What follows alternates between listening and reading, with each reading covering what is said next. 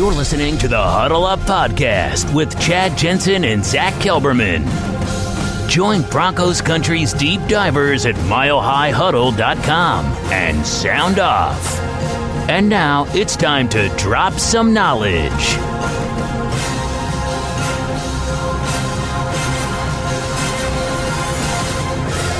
And we are live.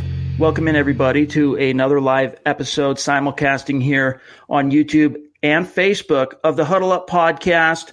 I'm your host, Chad Jensen, and with me, as always, my partner in crime. You know him, you love him, as the lead NFL writer for Heavy.com. He is Zack Kelberman. Zack, we were just talking about, well, we'll get to the quarterback situation, what Vic Fangio said about Drew Lock here in just a few minutes. Also, we're going to talk about what John Elway said in response to that Jason Lock and Ford report. But in the aftermath of that nearly, I would say it's a historic NFL loss. I mean, they're the first team out of the last 100 to blow a 20-0 halftime lead. Right. How are you feeling next day, aftermath, following that? I'm still feeling like they shouldn't have lost that game, but when you think back on it, it could be a blessing in disguise for this Broncos team. And I was asked on Twitter, can you give me one glimmer of hope for the Broncos going forward after such a bitter loss? They actually have a few glimmers. They have a young nucleus of talent. You have Cortland Sutton, Lindsey, Reisner, Fant, Johnson, Simmons. You have a potential franchise quarterback waiting in the wings, a lot of cap space next year, a lot of draft picks. And I'm not saying to root for the Broncos to tank. I'm not saying to root for a loss, but the more they lose, it's only going to help their draft position. It's only going to help the Broncos in the end and get Drew Lock on the field. So looking back on it, I'm not as devastated maybe as I was in the moment after that big collapse yesterday. Yeah, it certainly was a gut punch, and you hate to see – I mean, it's one thing to lose a game, right? But honestly, for the Broncos, that was an embarrassing loss. And adding insult to injury is the fact that it was the fourth quarter lead the team had squandered this year, and this one, it was just monumental scale. I mean, we're talking about a playoff caliber team, a 7-3 Vikings squad that were 10.5-point favorites. The Broncos laid the smackdown on them in the first half, smothered everything they tried to do offensively, and then defensively just busted them wide open, exploited all the weaknesses. I mean, there was an article that Eric Trickle writes each and every week where he lays out the 4 areas of weakness of the coming opponent that the Broncos can exploit. And I don't know if they read that article or what, but they literally hit on each and every one of those in the first half, and then they completely went away from it. You know, there was some content that went up at milehighhuddle.com today touching on the fact that, you know, everything they were doing well, all those things they were hitting on in the first half, they went away from it in the second half, which, you know, in the heat of the moment, we call it the gut reaction for a reason. Emotions are always running high. But in retrospect, and I blamed the gut reaction, I said, you know, push comes to shove, backed into a corner. I'm going to say his execution is the biggest culprit. You know what? The coaching failed the Denver Broncos. They were out-coached in that second half. Big time. Even though, Zach, we learned from Justin Simmons that once they went hurry up in that third quarter, the Vikings, that it really, to use his word, discombobulated the Denver Broncos communication, that's still no excuse. After that first series, when you knew they were running hurry up, Zach, you should have had an answer. Plus, what do you expect? They were down 20 points at halftime. You think they're going to come out in the third quarter and run the ball and kill the clock? No, the Vikings were going to come out with urgency, and the Broncos should have been prepared to launch a counterpunch, and they didn't do that. They got conservative. They started feeling themselves and resting on their lead. And in the NFL, until that final gun hits triple zeros, you cannot rest on any advantage. The Patriots-Falcons game is the perfect example of that. On any opponent, any given day, you have to step on their neck until they're dead, until the game is officially over, and they just let their foot off the pedal, and that's what you see what happened. It was a historic loss, like you mentioned, Chad, but when you play like that, when you coach like that, it's ultimately unsurprising. Absolutely. And there is a lot to sift through here from an aftermath perspective. We're going to help Broncos country pick up the pieces and figure out where this team goes from here. First, a couple of quick matters of business, you guys, and we're going to get to already 2 awesome super chat donations on tonight's podcast. First, a couple of really quick matters of business. I'll make it very quick. You guys, right here, make sure you're following the show on Twitter. So many of you have begun to funnel over to Twitter and are following the show. The numbers are getting beefed up. It's great to see. We appreciate it. And the reason you want to do that, for those who haven't yet, is it allows you – that's how you keep your finger on the pulse of the show. The links that go out when we go live, notifications, changes in programming, giveaways, all that stuff we do through Twitter primarily. The content's always going to be here on YouTube, here live on Facebook, and then, of course, after the fact through our podcast RSS feeds, wherever you listen to the show. If you listen after the fact, Apple Podcasts, shout out to all our Apple Podcast listeners, Stitcher, CastBox, all that. But if you want to stay up to date on announcements, things like that, follow the show on Twitter at HuddleUpPod. This is the Overtime Podcast Network. All right, Zach. Let's welcome in everyone who has joined the room. Stu, Noble Young, Jeff Bailey, Eclipse Stormborn, Ricky, what's up? Jeff, Larry, all you guys. What's up, welcome guys? in. Appreciate you. Solomon coming in off the top rope with a $25 donation on Super Chat. And by the way, you guys, as you can see here, we talked about this on the gut reaction yesterday, but as you can see with the magnificent T-shirt, my co-host here, Zach. One more time. People haven't seen it yet. Let me remove it just for a sec.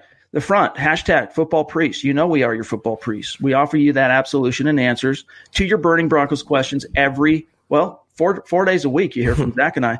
The back, of course, is the Huddle Up Podcast logo. These shirts are going out starting second half of this week. We'll begin the mailing process to our biggest Super Chat donations through these last 2 months. We've been talking about getting some merch up and going for the last couple months. We finally pulled the trigger. Zach put together the design, got it all ordered, got it sent out and shipped, and we're just scratching the surface. So first things for us, the priority is getting these shirts out to our Super Chat donators, and then pretty soon, we're going to keep that as a thing. We're going to find new ways to reward those of our great listeners and live viewers who decide to support the show financially through Super Chat. And then as we continue to grow, we're going to list the stuff through e-commerce, to go through Teespring or something like that, and give for anyone who wants to buy a shirt, a hat, or a hoodie, that's coming. So just to give you kind of a preview of what's to come for our Super Chat donators. Solomon, again, appreciate you, bro. Thank you. Also, we got, let me jump down here, Stuart McPeak coming in. I mean, you'll be getting a shirt, Stu, for sure. Yeah, Stu, you're getting a shirt. And in fact, Stuart, I need you to contact us through our email. Go to milehighhuddle@gmail.com and send me your personal details as far as your shipping address. I tried to see if I could find it through YouTube, and they protect your information, so I couldn't get any contact info. Eclipse Stormborn, our friend from Philly. I love this comment, Chad. Dropping in. He says, I asked my girlfriend to marry me. My dog, she said yes.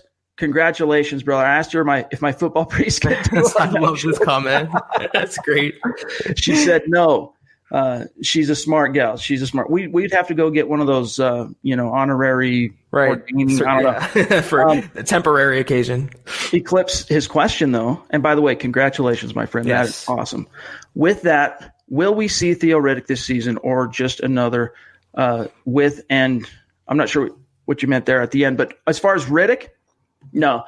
Unless something changes with Drew Lock's trajectory, Zach, the Broncos only get 2 designations to return off IR. They've already used one of them on Tim Patrick, and my goodness, did Tim Patrick storm back onto the scene with gusto in Minnesota. That second one is precious to the team. They've earmarked it for Drew Lock, but they've yet to commit to whether or not they're actually going to use it. They're keeping the possibility open, Zach, of using that on another player. It could be Theo Riddick. It could be Jake Butt. I doubt it. But either case, it's going to be Drew Lock. I think this was a one and done. We got a dozen snaps from Theo Riddick after he signed that $2.5 million deal, injures his shoulder in the preseason, and that's all she wrote. I'll be surprised if you ever see him in orange and blue again.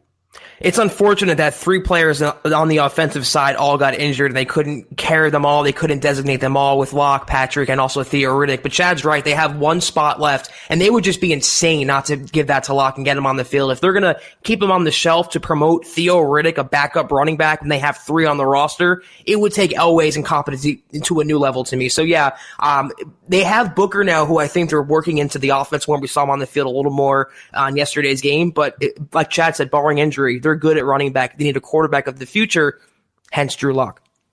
Dylan dropping in with a $20 donation on Super Chat. Thank you, Dylan. We'll keep up the work, Dylan. You keep showing up on these Super Chats and listening to the podcast, and we will continue to bring you these deep dives each and every day. Yes, sir. You brought up Booker. This is something that stuck in my craw. I think I mentioned it last night after the game, but that 3rd and 7, right before the McManus missed 43-yard field goal, you go, okay, even if you are going to, quote-unquote, give up on a play and go with a run like that on 3rd and 7 because you're playing not to lose, you're playing conservative, you're like, well, we're already in field goal range. Worst case scenario is we kick it and we get 3 points. If you're going to give up, why give that handoff to an ice-cold Devontae Booker as opposed to a Royce Freeman who was absolutely crushing it, was in a groove the whole time. The entire game, Royce Freeman was really having a lot of success every time he touched the ball on the ground. That I just didn't understand, Zach. That's a really good point. I didn't think of that either, but that's Scangarello, I think, outsmarting himself or getting too cute. It's the same as on the goal line on that last drive. Nothing to Phillip Lindsay in the flat, nothing outside. He force-fed the ball multiple times to the same target, and that's why you saw they didn't get in the end zone. It was just Scangarello being a rookie coordinator, and he just has a tendency to either go away from what works or not put the right personnel on the field. I didn't think of that, Chad, but it's a good point there. Yeah, I mean, it bothers me. Just one of those, the many coaching decisions. I mean, the personnel decisions. Right. You don't know if that was a Curtis Modkins decision to all of a sudden throw Booker into the equation, or I don't know if it was Scangarello. I don't know what the decision was there, but it was questionable to say the least. And yeah, Eclipse, it's looking like $2.5 million wasted on Theo Riddick. Just like with Callahan. So that right there, Zach, you add that up, that's $9.5 million on the 2019 salary cap. Completely pissed down the drain, like Gonzo.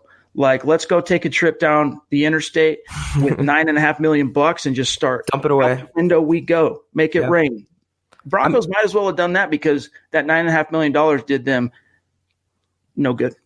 And they're still paying Case Keenum in dead money. I think it was $7 million this season. So their financial, their payroll this year has not been properly organized. It's unfortunate because Riddick was an upgraded version of Booker in this offense, and we like what we saw from him. But they just have to promote the potential franchise quarterback over a backup running back. It's the most common sense decision in the entire world.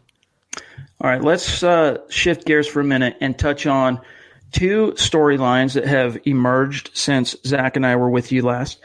First and foremost, we'll do it in chronological order. So for those who missed it, the Denver Broncos woke up in Minneapolis to I'll just use the word bombshell report from Jason La Canfora of CBS Sports, which basically called into question Vic Fangio's competency, cast him in a very unflattering light, cast him as a overbearing, domineering, first-time head coach that doesn't know what he's doing, that's stomping all over the offensive coaches, negative about every single play call in the headset to Rich Scangarello, etc. All right, we've already refuted that. There's a lot of written content up at milehighhuddle.com. You can go learn more about that there if this is news to you now.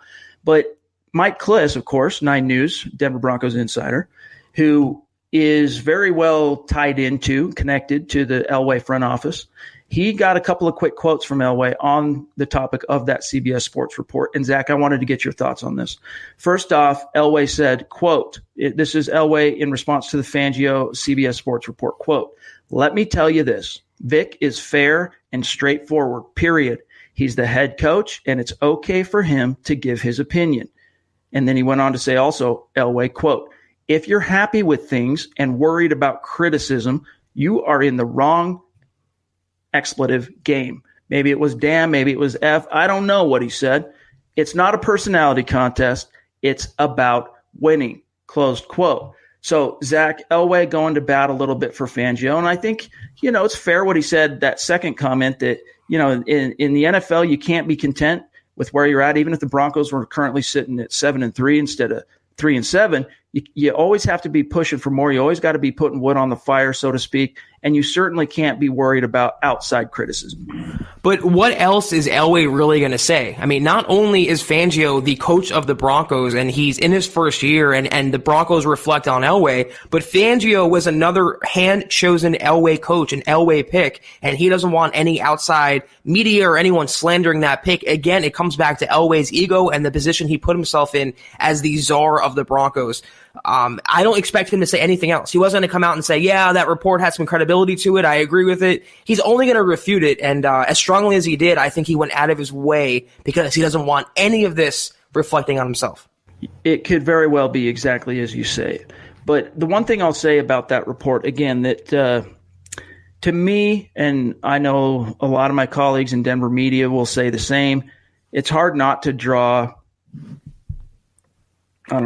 parallels that the source here was Emmanuel Sanders. Now, the Lock and Four report uses a Sanders anecdote, but the other thing about walking out on the team and kind of forcing his trade and all that, the one thing I don't like about this particular article, there's a few things I don't like, but the biggest thing I don't like is it's one thing to use a unnamed source as information, journalistic integrity. I mean, it depends on what type of story it is. Usually you want to have a couple of, even if they're anonymous sources, you need to have a couple of sources, at least 3, if in a perfect world, giving you a certain amount of information before you go public with it. But if you are going to use an unnamed source, Zach, if you're going to go on the record and use a quote, put the person's name in it. I mean, if the person's not willing to give you his name, then don't use the quote. Now, it's one thing to say things like, I've been told, or sources close to the situation intimate that, a general feeling, but to use a specific quote and then not attach the name, that to me is icky. I guess Lock and Four wanted his source to talk to him in the future, so he's not going to out him. It very well could have been Emmanuel Sanders. It could be Aqib Talib. It could be Chris Harris Jr., who's kind of disgruntled. It could be Von Miller making waves underneath the surface. We don't really know. I'm sure a little bit has some credence to it. I'm sure at some point some players were frustrated. I'm sure at some point Fangio rubbed them the wrong way. But as a whole, I think it was very overblown, and that's kind of what Lock and Four's track record has been. That's why I said not to put too much stock into that singular report. He's just been one of those guys trying to be like Adam Schefter, trying to be the Ian Rappaport. But every time he swings, man, he just can't hit the curveball, I guess. Right. So that's a good way to put it. Anyway, let's shift gears here, talk about what Fangio said specifically. I want to read 2 things here to our viewers and listeners here. First and foremost, I want to touch on what he said actually about the performance of Brandon Allen, if I can find the quote here. Give me 1 second. Well, I'll circle back to that and get to the Drew Lock. Basically what he said is, with regard to Drew Lock, on whether or not the plan for Lock will be any different than last week. Quote, "No, we'll continue what we did last week, get him reps both on the scout team and get him some reps with the first team offense and see how he's progressing," close quote. And then on the follow-up question, of course, it was whether it's possible that Lock could be the backup against Buffalo. Fangio said, quote, "Unlikely, but possible," close quote. Now, Zach, my question is, if you're a fan in Broncos country who hopes and is wanting Drew Lock to start in week 13 at home against the LA Chargers, if he's not the backup this week, meaning on the sideline, going through the warm-ups pregame, like going through the whole entire process, the preparation aspect of even just being the backup, because the backup has to prepare like they are going to start, it really decreases the odds, Zach, that they're going to give him the opportunity to all of a sudden go from IR to starter in week 13. So, and I'm glad that Fangio didn't completely kibosh it. I'll be stunned if he ends up being activated to be the backup, but he at least left the door open. I mean, I understand why he's doing it. I think Brandon Allen deserves one more start to see. It's the third. I mean, he had one good one, one not so good one, and this one can tell us a little more about him. I just don't like how Fangio left the door open for not to even activate Lock at all. You don't have to hide your cards that closely. We all know he's going to play. We all know the Broncos have to see him this year. So why even entertain that? Why even be that secretive? You're out of playoff contention. You just come off an embarrassing loss. You literally have nothing left to lose and everything to gain by playing Drew Lock. So it's a matter of time, but it's looking like, based on their comments and based on the way they've handled him for 6 months, he's going to get maybe 2 or 3 starts this year. Definitely not enough time to see what we have, I think, ultimately for 2020. This is the Overtime Podcast Network. Yeah, I mean, I think you could make an argument that a 5-game audition is a large enough sample size. It's more than a quarter of the season to get a good evaluation and give you a good feel for, is this the guy? Have we seen enough to at least give us any empirical evidence that this could be the guy where we could go into the 2020 draft, completely remove quarterback off the table as a top-end need of this roster and focus on building the nest around Lock? I think a 5-game audition gives you that. 2 games, 1 game, I mean, the situation with Patrick Mahomes in Kansas City was the exception. It really was to the rule. You need a little bit more of a sample size. It's more like what the LA Rams got with Jared Goff back in 2016, I believe it was, where he started 7 games and he went 0-7 as a starter. But, it got him his live bullet experience, A, and B, for that team, even though they had just used the number 1 overall pick on him, making it very unlikely they would then go draft a quarterback in the first round. But still, it gave them an evaluation to know how they needed to build the team around him, what to do in the draft in terms of building the nest, how to approach free agency. It gave them that information and that intelligence. 1 or 2 games probably wouldn't have done it the same way. That's why Drew Lock needs to get out on the field. What's crazy to me is the Broncos are faced with the possibility of giving Brandon Allen as much audition time. Brandon Allen, this is a backup level prospect, as much audition time as your guy you traded up for in the second round, a guy that could be the potential future of your franchise for a decade plus. You're going to put him under Brandon Allen and then give him less audition time, possibly overall. It doesn't make sense at all. I can't wrap my head around not putting him on the field. You have nothing left to lose at this point. If he was winning, if they would have upset the Vikings, fine. Play that long game with Drew Lock. But now, why rush the process and delay the inevitable? It's just hurting you in the long term. Yeah. I mean, this entire season, the way the team has handled Drew Lock has been inexplicable. There's just no way to rationalize it, with the exception of the explanation being the Denver Broncos simply did not plan to have Drew Lock be a part of the equation in 2019. They thought it was going to work out okay with Joe Flacco. They could give Lock his rookie year, kick the can down the road, and worry about the Lock question in terms of is he ready to play and all that stuff in 2020. But Joe Flacco, A, fell completely flat on his face, was a complete bust of a move for the Denver Broncos, and B, got hurt, thus forcing the issue. The Broncos had no choice in that sense. So Paul dropping in with a $20 donation on Super Chat. Paul, you're another guy that reach out to me on social media or hit me up on Gmail, milehighhuddle@gmail.com, and get me your personal deets so that we can arrange with you to get you a T-shirt. All right, let me grab this quote. I found it here on what Fangio said about Brandon Allen's performance, because I think we should give Allen some props for the way he has battled in his first 2 starts.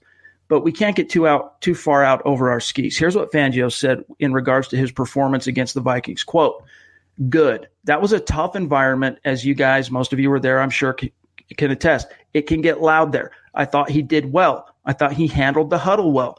There were a couple times where he was having a hard time hearing the communication in his helmet from the coaches. That's what that one timeout was for on the 4th and 1 in the fourth quarter. But overall, I thought he did well handling the environment." And Zach, close quote, I would concur that I think he did a great job handling the pressure of the moment. He was 1 play away from being the hero there at the end. He had 3 opportunities to punch the ball in from the 4-yard line. Couldn't quite get it done.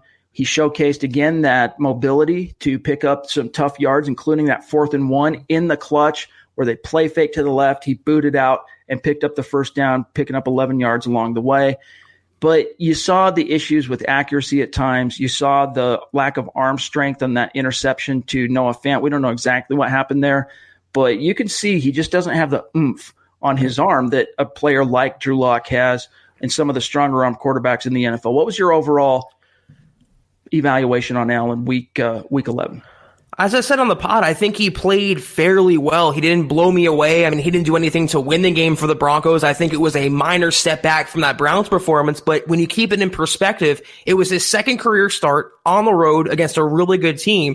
I mean, I think he did pretty well overall. I mean, My only thing is with Fangio, the things he listed were intangible qualities, pocket composure and presence. I want to see the physical qualities. I want to see the tangible qualities that separate a backup quarterback like Allen to a potential franchise quarterback like Drew Lock. And that I want to see the arm talent. I want to see him hit that Cortland Sutton bomb and not miss him and not flutter balls. And I want to see excitement back there. I thought Allen played a C game, an average game. He wasn't the worst, he wasn't the best, but they can definitely improve at that position, and they have to.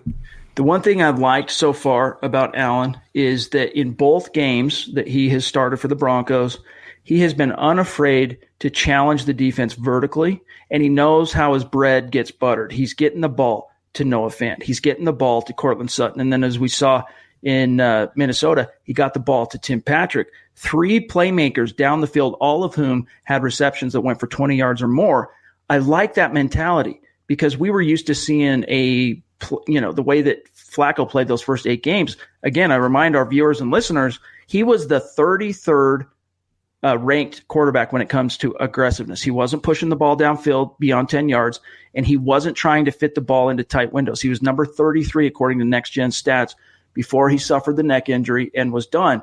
We're seeing a completely different mindset, and it comes down to, fire in the belly and what you got between the ears. And Allen is taking chances, and that's what it takes in the NFL. You're taking, your risk, but they're measured risks. You know that if you throw it up to Cortland Sutton on a deep ball going 40-plus yards, even if he's double covered, you're taking a risk, but that Cortland Sutton is one of those rare talents in the NFL that's not just a 50-50 ball. That's a 70-70 opportunity anyway, 70-30 opportunity for him to go up and grab the ball. So I like that aggressive mentality that we're seeing, and he's feeding the playmakers, but you're just not seeing that dynamic talent. Some of the intangible aspects are there, as Fangio pointed to, as you alluded to, but we're not seeing that raw talent because he doesn't really have it. He's a backup level quarterback in the NFL. He's a Trevor Siemian with probably a little bit bigger cashews, to use your verbiage there, Zach, and maybe a little bit better athleticism. Now, George Fox, we'll get to some of the comments and questions from our viewers here as we wind down this episode. Do you think Week 13 ultimately is Drew Lock time, or do you think it's going to be Week 16? It's looking like later in the season, maybe Week 14 at the earliest right now, but he would have to be on the roster already. He would have to be the backup already, I believe, to be in position to be the Week 13 starting quarterback. Like Chad said, he's not going to go being not even activated off IR to being the starting quarterback just yet. There's going to be a process to his ascension to starter, and it's not happening just yet. So I would be surprised, Chad, if Week 13 was Drew Lock time. Costa says, do you think Fangio and Rich Scangarello will be on the hot seat soon? No. I really don't. No. You can, not hot seat for a first-year head coach. Maybe Vance Joseph was the exception to that, but Fangio, he really has done a lot of good with this defense. Yesterday's collapse notwithstanding. He has some good pieces in place, and Scangarello, they're both first-time coaches in their positions. You can't bail on them after 1 year. You have to have consistency for at least 2 seasons, and they're going to go into 2020 with both coaches. You need that continuity. And remember, even though Elway tried to move on from Vance Joseph after that failed 2017 season, tried to get Mike Shanahan in, had a deal in place according to Woody Page, and it has since been confirmed in so many ways. But you got to remember, that version of the Denver Broncos under Joseph in his first year, we're talking about an 8-game losing streak. There was no hope in sight. That was as ugly a football as you've seen in Denver ever. And so Elway was scrambling, Vance Joseph, those 2 years he was head coach, the Broncos would go into 1 week, battle, keep it close, and then get blown out the next, basically. Fangio, with the exception of the Green Bay game, Fangio has got the Broncos in each and every contest with a very young roster and lack of depth at some really key issues where the injury bug has struck them. Yeah. And I think the general feeling, I know fans are looking for scapegoats, and I don't blame you, but I think the general feeling is that Fangio has this team on the right track. What he needs right now is time to continue to imprint not only his way and his style on this roster and the team, but time to get the right personnel in the right situations across the roster to fit what he's trying to do, both defensively and what Scangarello's doing offensively. So he needs time, Zach, and he needs a franchise quarterback. And those are the two things that John Elway happens to be in a position to deliver. Yeah. I think that Fangio is going to get the time. It's just a matter of now, how soon do they get Drew Lock on the field so that they can answer the question of whether or not he is that franchise quarterback. You said that perfectly, Chad. I don't really have anything else to add to that. I will say that Elway and Fangio have to be on the same wavelength. We've talked about it at length multiple times, but he's picking the groceries, Elway, and all Fangio is doing is being in the kitchen. They have to know what groceries are coming in, what groceries are going out, and if it's going to mesh with their system, mesh with their recipe, so to speak, if they can get on the same page and kind of shake off that Fangio paying his dues to his boss and kind of taking some of that formality away, I think Fangio would be a good coach for a little while for the Broncos. Russell says, let's get the elephant out of the room. What do you think of the ref calls on the last 3 plays of the game? Zach, I don't know if you caught this, but Tim Patrick, after the game, was asked directly about those final 3 plays in the end zone. He said that the play that he went up, that Trey Waynes, battled at the catch point, you could see there was some contact before the ball got there. And according to Patrick, Waynes grabbed his face mask and thus twisted his head to where he couldn't see the ball. And Fangio after the game said, look, I couldn't quite see everything. He was being the diplomat after the game. And you have to be careful as a head coach on what you say publicly about the refs, or the NFL is going to tag you with a fine. So they have to be diplomatic. But Fangio said that, look, we know that at the end of the game, refs are kind of told from the NFL front office that let them play unless it's egregious. So my question to you, piggybacking on what Russ is asking there, Zach, did you see anything there that was egregious enough that you think the Broncos got robbed? In the moment, I can understand why the refs let him play. You can call holding or defensive pass interference or legal contact on almost every passing play in the NFL. I thought I saw some contact with my eyes, but I don't think in real time, in a boom kind of situation, was it enough for the ref to throw the flag. I will say on the last Fant play, he got away with massive offensive pass interference. It was blatant there. They didn't throw a flag either, so it seemed like the refs in that moment wanted to let the players play and not become the story, which I always agree with, Chad. This is the Overtime Podcast Network. By the way, Vitrunk, congratulations. You might be the first MHH listener to watch the pod from the TV. Maybe. Dion, the answer is no. The Broncos don't have to wait any amount of time. They're choosing to practice Locke for a couple of weeks. They can wait as long as 21 days before activating him or being forced to keep him on injured reserve. They could have activated him a long time ago. They don't have to wait for anything. Adnan, I'm sorry if I mispronounced your name. He says, do you believe that Andy Janovich's injury will keep the offense from improving? Zach, there are some metrics out there. There was a very illuminating tweet stream thread, I guess is the right word, from Andrew Mason on Monday that showcased the difference in Denver Broncos offensive production when Jano's on the field and when he's not. There is a palpable difference. It's going to set the team back a little bit, especially in the running game. Yes. But I don't think by any stretch it's end of the world. I'm right there with you. Yeah, it's not going to help the running game for sure. He was that battering ram and the lead blocker, and Andrew Beck, his replacement, likely is not the same type of player. It's also going to hurt the Broncos special teams, but he's definitely not a deal breaker for Denver. He's not a fatal blow losing him. Good player to have, but this offense, if they get some stable offensive line play, some good quarterback play, it's not going to matter who's on the field, Chad. Eclipse jumping back in with $5 donation on Super Chat. Yeah, the thing with Jano is dislocated elbow, done for the season. Yeah, he's done. Ouch. So Fangio Painful. did, yes. And you could hear him cry out in pain when he hit the ground, and the force and weight of both himself, his own body, and the body of that tackler, I don't know if it was Eric Kendricks, I can't remember which tackler it was that landed on him, came crashing down right on that elbow. It was the perfect storm and pop, and you could hear him cry out even through the TV broadcast. And so he's done. And Zach, Fangio did say on Monday, there was questions on, well, you got George Aston, the undrafted rookie from Pittsburgh, chilling on the practice squad, running scout team. Is this the opportunity to get him on the active roster?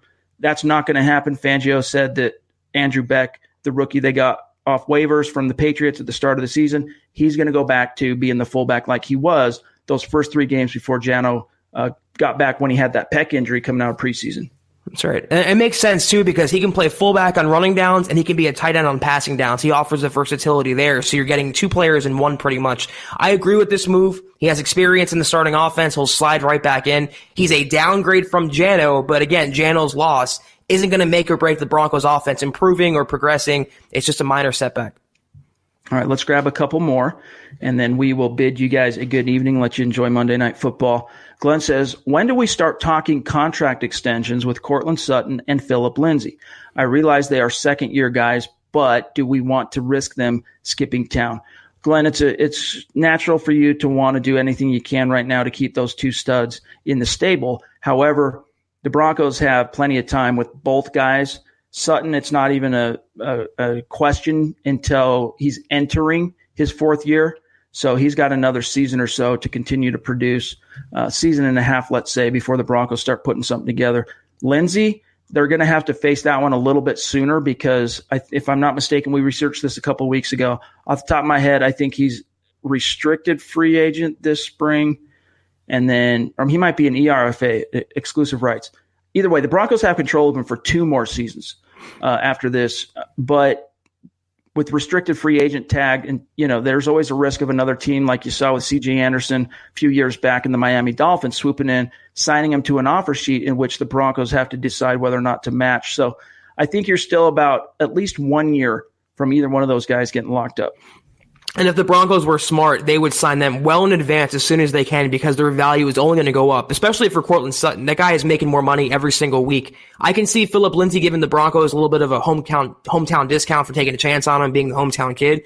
But Courtland Sutton is going to get paid from someone. I hope it's the Broncos, and if they're smart, they'll do it as early as possible. Couple of awesome comedians in the audience tonight. Eclipse our friend in Philly. Is Bowles an illegitimate child of a John Elway mistress or something? Could be. Weakest link, and then we got Paul over here. Did Locke hit on Elway's wife to wait so long to play him? I know. I mean, that's what we're faced with, right? These comedic questions, even though we know it's not serious, obviously. But, I mean, you're wondering what in the heck. Both situations are inexplicable. I guess with Bowles, you can at least say that, if Juwan James had not been the lemon that he has been in his first year in Denver, that would at least have freed up the Broncos to seriously consider, or at least have a viable alternative to Bowles. You could put James at left, or you could put Elijah Wilkinson at left. Elijah Wilkinson in the preseason, I know he was going against second and third teamers, but he looked good at left tackle in the preseason with the exception of one game. But now your only other option is, what's the kid, Jake Rogers and Calvin Anderson, who's not dressed one time yet. So they have a plausible excuse that they just don't have any other options with Bowles, which is why, Zach, I think you haven't seen movement when push comes to shove. I get it. Elway's pride, first-round pick, don't want to get egg on the face, all that. But I think you'll see how the team truly feels about Bowles in 2020. You're going to see them either through free agency or the draft bring in a bona fide blue-chip left tackle, and Bowles in his contract year will be relegated to swing tackle duties. We can only hope. And I'm sure it's killing Fangio. I'm sure Fangio wants to get Bowles out of there, but between Elway's marching orders and the Broncos having no one left on the roster, they just have to roll with him for now and survive Garrett Bowles being Garrett Bowles. I will add, though, that it's pretty sad, Chad. The Broncos fans are coming up with these type of excuses to rationalize why Bowles, their franchise supposedly left tackle, is still playing for them. It's pretty sad, the state of affairs. In only 3 seasons, he went from being a hyped first-round pick to a hated Broncos player. I tried to give him the benefit of the doubt for a long time because, I respected that athletic upside that he displayed at the combine, but he just has not shown even one step forward in terms of progress. He'll go a game or two avoiding the, face palming penalty or, egregious pressure or hit on a quarterback sack, whatever. And then he just pops back up. And it's been the same story in 2017 to 2018 to 2019. Rich jumping in with a $5 donation on. Appreciate you, Rich. That. Not as much as we love you, bro. We love you too. Let's grab one or two more, and then we'll call it a night here. From our friend JL Avenger down in Costa Rica. He says, OL question. Why is Calvin Anderson not playing? Any chance for him is valuable. And is Theo Riddick going to stay next year? Mile High salute from Paradise. Good to see you, my friend. We already touched on Theo Riddick. My opinion is he's one and done in Denver.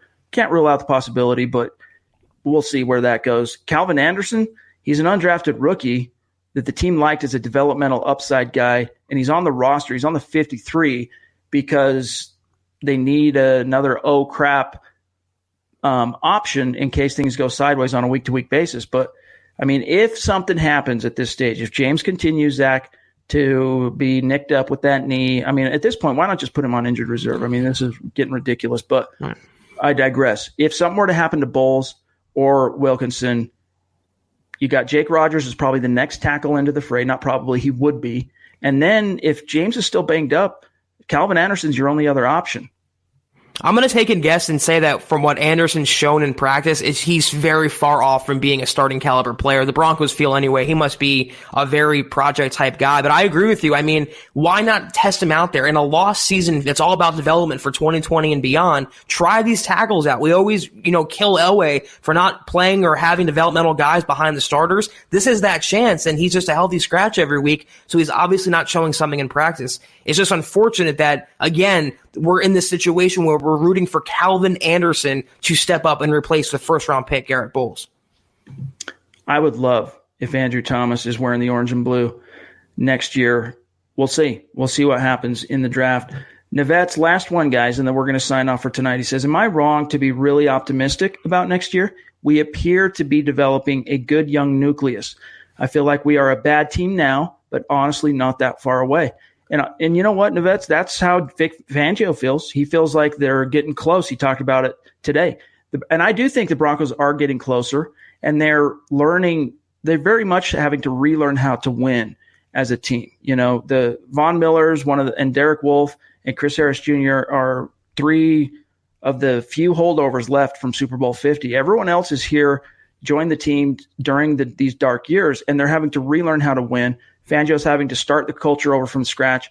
And we are seeing, Zach, those young nucleus players really emerge. The only thing missing from this equation to completely get on the optimism train for next year, I think, is the quarterback question.